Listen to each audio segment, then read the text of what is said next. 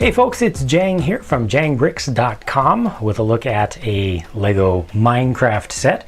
This is another Micro World set number 21106 with 469 pieces. You can see right there, so why am I even repeating it? It's the Nether. And it's the third in a series. Well, third? Yeah, technically it's the third in the series. First one came out, you can see all three here. First one was it was the only Micro World from the Kuso project, but that has since been turned into something just called the Forest, and then the Village is a review that I've already done. I've done the Forest version also. Now we're going to see the Nether, which is going to take us to an alternate dimension. I love the packaging on these things. Square box makes it look like it's a block, you know, an actual Minecraft block. So let me go ahead and get this thing built, and to speed things up maximally I'm going to use the magic finger of building. And there you go. So let's take a closer look at this thing. I'm going to start with the micro mobs.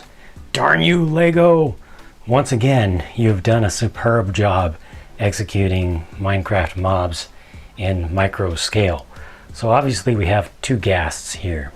And in game, I hate these things. Hate them. They're not mobs that I love to hate. They're mobs that I hate to hate. Just all hate. All bad. The only thing that I think could have been done better in this scale would have been offering us two faces. Like give us one with this face and one with the open mouth and the open eyes. But that's okay.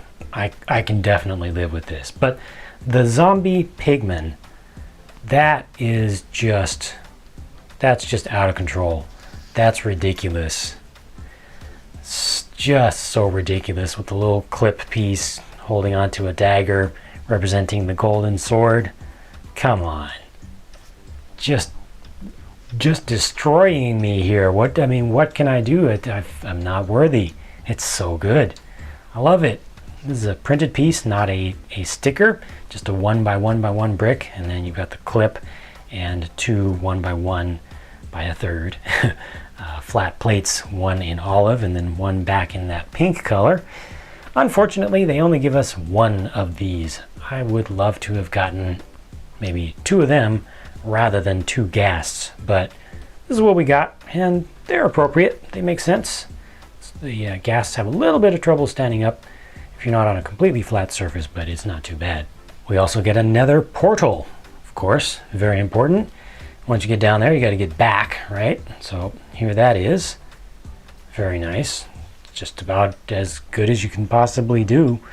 You know, getting this down really small. I think on camera, the color settings aren't quite perfect. This is not a dark blue, it's actually a violet color.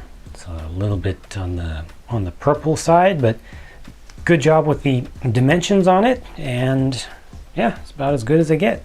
So here's the Nether construct itself. Let's just give this thing a little bit of rotation so you can see it from some different angles. I think that Minecraft players might be able to spot some things that are a little awkward about this, at least to me. Again, I play on the Xbox 360, so what I'm used to is not the very latest and greatest from the Minecraft development team. But to me, this dark red color is really good to represent Nether brick. But they're not using it to represent Nether brick here. They're using it to represent Nether rack. For Nether brick, they're using black. I feel like that's a miss. Nether brick is not black. It's more like a purple or like a maroon kind of color. I don't know. I can get used to it though. It kind of works out. The contrast, it looks good. It's just not as accurate as I would hope for it to be. You know, lava is represented in the orangish yellow color. They do put in a little bit of yellow in some spots just to change it up a little bit. You can see flowing lava back here, and you can see glowstone on the ceiling. See if we can get some better light on that. There we go. Now you can see that. They use that in a couple of spots, and I think that is very, very well executed. It's just the way that you want to do it. They could have made the glowstone cluster is a little bit larger, but that's okay. So your nether fortress, like I said, it's done in black, makes it a little bit hard to see on camera, but you've got a bridge here, which makes sense. These represent just a nether rack that's perpetually on fire, of course. Got the little lava, little square with a single lava source block in the center. It's a naturally occurring configuration that you'll find in a nether fortress. Just wish that there were some nether warts. You know, they could have put in some just red 1x1 round plates. Would have been good for, maybe just one of those would have been good for a nether wart bed. Back there I've got a couple of torches on the walls back there.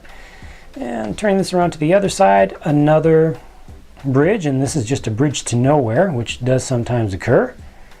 Kind of makes sense. And another bit of flowing lava back there. You can see nice tall ceilings. Everything kind of fits together.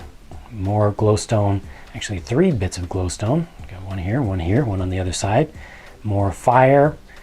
Not too bad. The configuration of the gray pieces, which I'm assuming represent bedrock, not quite the configuration that I'm used to. You know, I would like to have seen that kind of defining one of the walls in one of the areas, or been more around the back corners, but you know, it is bedrock, and it is what you expect to see. They did a good job of kind of mixing up the light bluish gray and the dark bluish gray. And let's go ahead and take this apart, because they always do these in this modular fashion, so you can open them up and turn things around. Except this time, unfortunately, there's not all that much you can do to make things really fit together. I mean, you can go ahead and put things side by side, but not all configurations really work. You've got 2 different levels for the bridges here and here, and just not connecting. You know, they do have an item, unfortunately, that would go all the way through, so you kind of do expect that to connect. And take out one of these axles. I don't know. There are a limited number of ways that you can really put these together. Also, unlike all the other sets that they've made, these do not have removable tops. They're not designed to be removed. I mean, of course, you can take apart anything that's made of Lego, but these don't really have intentionally removable and changeable tops. They went for more difference of depth instead, or difference of height on the terrain, instead of giving you those interchangeable tops. So a little bit down on functionality there, I guess, or playability, if you will, configurability, personalizability. I'm losing it. You know what I mean. Limited number of ways that you can really configure this that makes sense. So this is not my favorite of the sets thus far. I'm gonna have to work hard to get used to seeing black representing nether brick. I think the rest is pretty good, but you know, this is nice to see here, but all that just plain, really unusable except for this opening here. Not all that much you can do with that compared to the other sets. So this is definitely my least favorite of all of the sets that they've done, but I am still happy to have gotten these micro mobs. I wish they would come out with just a micro mob pack. It just has, you know, a lot of different little characters, and they include a cow and skeleton and, you know, Hero Brian, you know, there are a number of, Enderman. That would be a really good one to do in micro mob. I wonder how they'd pull that off. But yeah, a little bit disappointed on this one. Still $35, same price as the rest. The others, I feel I could justify. This one, I have a lot harder time justifying the price. Price per part makes a lot of sense, but for what you get overall, I think this could have been done better. I think you'd be better off spending $35 on little pieces at Bricklink and putting together your own. Just my thoughts though, just my opinions. Please let us know, us being myself and the rest of the viewers, what your opinions are on this set based on what you've seen here, and also check out my reviews of the other 2 sets, and who knows, there might be more in the future. That would be great. Definitely more and more would be good. These all still can connect together. Let me quickly just grab my village set, and here that is also opened up. So basically, you know, you can connect things side to side, but you're not going to go top to bottom putting things. You know, you can't really simulate putting this underneath the world. It's really done here as a completely alternate dimension. You can make them come together, but it's just a little bit limited. You know, you end up creating that sort of look where, you know, I'm not actually connecting them here, but just imagine, you know, they're actually connected with the axles. You put more of these together, that's just what you end up seeing. You just see different terrain types butting up against each other, and you know, there's a lot of contrast to that. It's interesting. When I did this set, I didn't have any problem with all the flat backs here, whereas I do have a problem with the flat backs here.